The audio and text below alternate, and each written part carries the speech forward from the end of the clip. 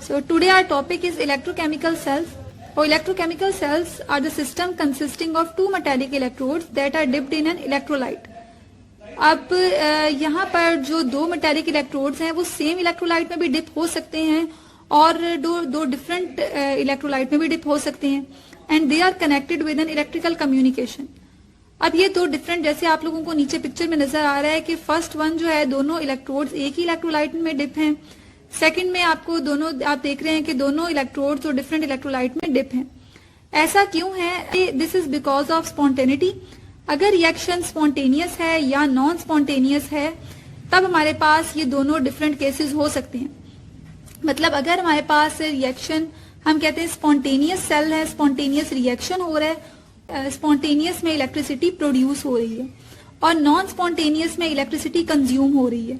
तो जो first one case है वो नॉन स्पॉन्टेनियस केस है, जिसकी एग्जाम्पल में इलेक्ट्रोलिटिक सेल आ जाता है, डाउन सेल है, नेल्सन सेल है.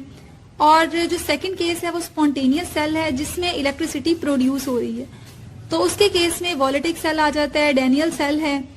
स्पॉन्टेनियस सेल जो हैं वो स्पॉन्टेनियस रिएक्शन पे बेस करते हैं, नॉन स्पॉन्टेनियस सेल जो हैं वो नॉन स्पॉन्टेनियस रिएक्शंस पे बेस करते हैं. मतलब स्पॉन्टेनियस रिएक्शन में जो गिब्स फ्री एनर्जी है वो नेगेटिव होती है.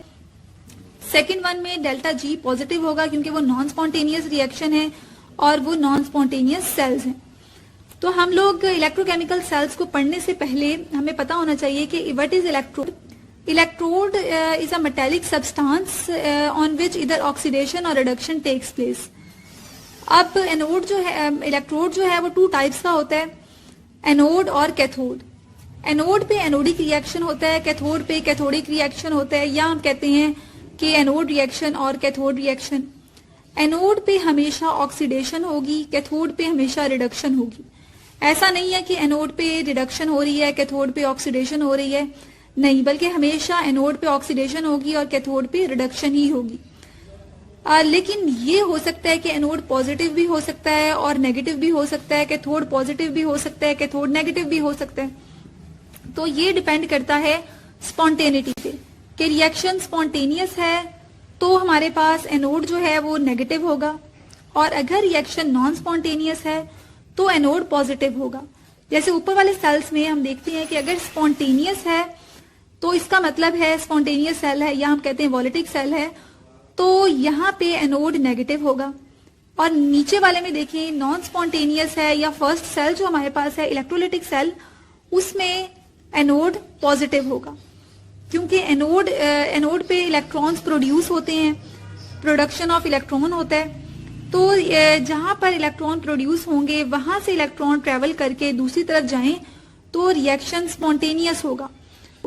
हमें पता है नॉन स्पॉन्टेनियस रिएक्शन जो है वो नेचुरल रिएक्शन नहीं होते, बल्कि वो क्या होते हैं, वो हम लोग फोर्स लगा के उसे दूसरी तरफ ऑपोजिट डायरेक्शन में लेके जाते हैं. अब हमारे पास जो एनोड है वो एक हाफ सेल है, कैथोड सेकंड हाफ सेल है, या हम कहते हैं एनोड हाफ रिएक्शन है, कैथोड सेकंड हाफ रिएक्शन है. ये मिलके एक केमिकल रिएक्शन बनाते हैं.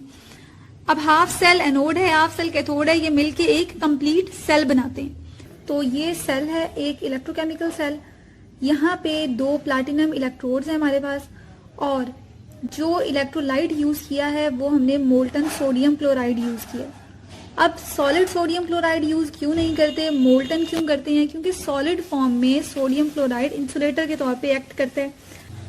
अब हमने दोनों इलेक्ट्रोड्स प्लैटिनम के यूज किए हैं और एक कैथोड है, दूसरा एनोड है. कैथोड को हमने यहाँ दरमियान में बैटरी लगी हुई है, कैथोड को हमने बैटरी के नेगेटिव टर्मिनल के साथ जोड़ दिया है और एनोड को पॉजिटिव टर्मिनल के साथ जोड़ दिया. हमने जैसे ही बैटरी के साथ कनेक्ट कर दिया तो इलेक्ट्रॉन जो है वो फ्लो करना स्टार्ट कर देंगे, मतलब फ्लो ऑफ इलेक्ट्रॉन स्टार्ट हो जाएगा, या हम कहते हैं कि इलेक्ट्रोलिसिस का प्रोसेस स्टार्ट हो जाएगा. तो इलेक्ट्रोलिसिस जो है जब हम कोई इलेक्ट्रिसिटी या करंट देते हैं कंपाउंड को, ये तो वो अपने कॉन्स्टिट्यूएंट में ब्रेक डाउन हो जाता है या उसका ब्रेक डाउन हो जाता है.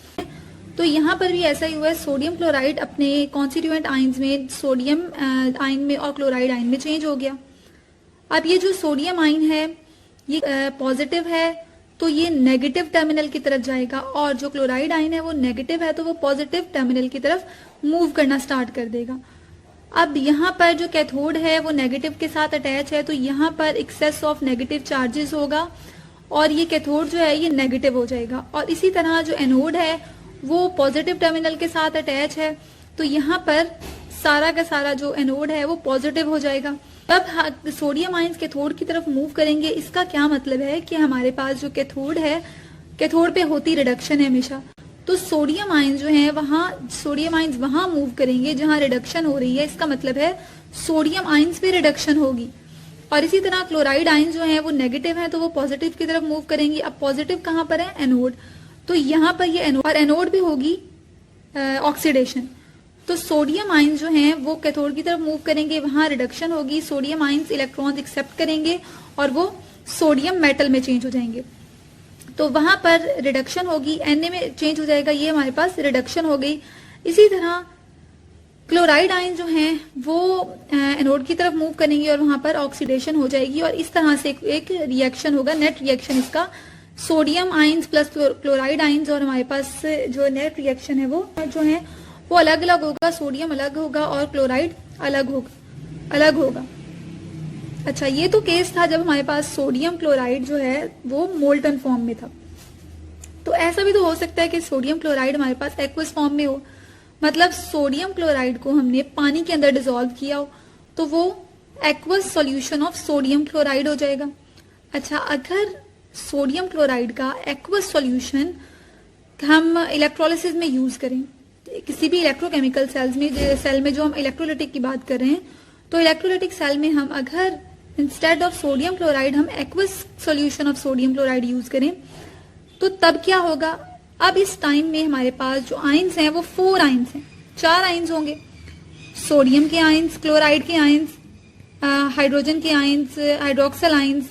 अब ये 4 आयंस हैं। ये बाकी जो सारा सेटअप है वो सेम वैसा ही है जैसा 2 प्लैटिनम इलेक्ट्रोड्स हैं, बैटरी के साथ अटैच हैं, कैथोड नेगेटिव के साथ अटैच है, एनोड पॉजिटिव के साथ अटैच है, मतलब ये सारा सेटअप वही है। हमने क्या किया? इलेक्ट्रोलाइट चेंज कर दी है। अब हमारे पास इलेक्ट्रोलाइट जो है वो एक्वस सॉल्यूशन है सोडियम क्लोराइड का। अब ये 4 आयंस हैं, अब किस पे ऑक्सीडेशन होगी और किस पे रिडक्शन होगी? पहले तो हमारे पास 2 आयंस थे, जैसे हम इधर देखते हैं, ये देखें 2 आयंस थे, सोडियम आयन था और क्लोराइड आयन था। अब हमें फौरन से पता चल गया कि जो इलेक्ट्रोड एक मूव करेगा ना कैथोड की तरफ, तो जो कैथोड की तरफ मूव करेगा, सोडियम मूव कर रहा है। अब सोडियम के अलावा तो और पॉजिटिव कोई ऑप्शन नहीं है हमारे पास, या अगर और ऑप्शंस होते तो हम डिसाइड करते, या जैसे अभी नेक्स्ट वाले में हम डिसाइड करेंगे या हम देखेंगे, इधर तो कोई और ऑप्शन ही नहीं था सोडियम के अलावा। इसी तरह यहाँ क्लोराइड है तो क्लोराइड के अलावा कोई और ऑप्शन नहीं है। अब इसमें से कौन सा आयन जो है किस पे रिडक्शन होगी? ठीक है, अब दोनों पॉजिटिव हैं। इसका नेट रिएक्शन देख लेते हैं पहले। इसका जो नेट रिएक्शन है वो यूं है कि सोडियम आयंस हैं प्लस क्लोराइड आयन है, 2 आयंस थे प्लस वाटर है। अब वाटर में भी हाइड्रोलिसिस का प्रोसेस होगा और वाटर H आयन और H पॉजिटिव और OH नेगेटिव में चेंज हो जाएगा।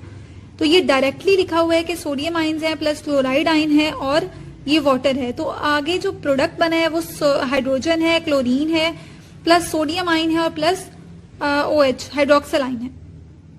अच्छा, ये तो इसका नेट रिएक्शन था। अब हम लोगों हमारा क्वेश्चन तो वहीं का वहीं है कि सोडियम आयंस रिड्यूस होंगे या हाइड्रोजन आयन रिड्यूस होंगे। तो ये डिपेंड करता है 2 चीजों पे। फर्स्ट वन है स्टेबिलिटी और सेकंड वन हमारे पास है रिडक्शन पोटेंशियल। आयन के साथ फौरन से अटैच हो जाए, ठीक है, या वो मॉइस्चर को अब्सॉर्ब कर ले, या वो किसी भी सेंस में अनस्टेबल हो। फर्स्ट थिंग स्टेबिलिटी है, सेकंड है रिडक्शन पोटेंशियल। रिडक्शन पोटेंशियल का मतलब है कि उनकी रिड्यूसिंग कैपेसिटी, तो जिसकी रिड्यूसिंग कैपेसिटी ज्यादा होगी वो के फौरन से कैथोड पे रिड्यूस हो जाएगा। यहां से आयन जो है 2 आयंस में से सिर्फ एक में ही रिडक्शन होगी। अब रिडक्शन पोटेंशियल, ठीक है, किसका रिडक्शन पोटेंशियल ज्यादा है वो हमें पता चलेगा। एक रिडक्शन पोटेंशियल का टेबल होता है पूरा, अब वहां पर रिडक्शन पोटेंशियल्स गिवन है, वहां से सोडियम का रिडक्शन पोटेंशियल हम देखेंगे और हम H पॉजिटिव जो हमारे पास हाइड्रोजन है उसका रिडक्शन पोटेंशियल देखेंगे। तो जिसका रिडक्शन पोटेंशियल ज्यादा होगा इसका मतलब है वो रिड्यूस होगा, और जिसका रिडक्शन पोटेंशियल कम होगा इसका मतलब है कि वो रिड्यूस नहीं होगा। अब अगर हम लोग देखें सोडियम का जो रिडक्शन पोटेंशियल है वो हमारे पास है -2.71 इलेक्ट्रॉन वोल्ट्स। ये सोडियम का रिडक्शन पोटेंशियल है। और सेकंड वन जो हमारे पास है वो है हाइड्रोजन या H पॉजिटिव आयन, उसका रिडक्शन पोटेंशियल है 0। अब 0 ज्यादा बड़ा है या -2.7? 0 बड़ा है, ठीक है। इसका मतलब है कि 0 वाला जो रिडक्शन पोटेंशियल है वो जल्दी से कैथोड की तरफ चला जाएगा। पहली बात तो इसका रिडक्शन पोटेंशियल, हाइड्रोजन जो H पॉजिटिव आयन है उसका रिडक्शन पोटेंशियल ज्यादा है। सेकंड क्या होगा? सेकंड ये है कि जो सोडियम आयन है वो हाईली अनस्टेबल होते हैं, वो बहुत ही अनस्टेबल हैं। जितने भी हमारे पास फर्स्ट ए ग्रुप के एलिमेंट्स हैं जितने भी, वो सारे के सारे हाईली अनस्टेबल होते हैं।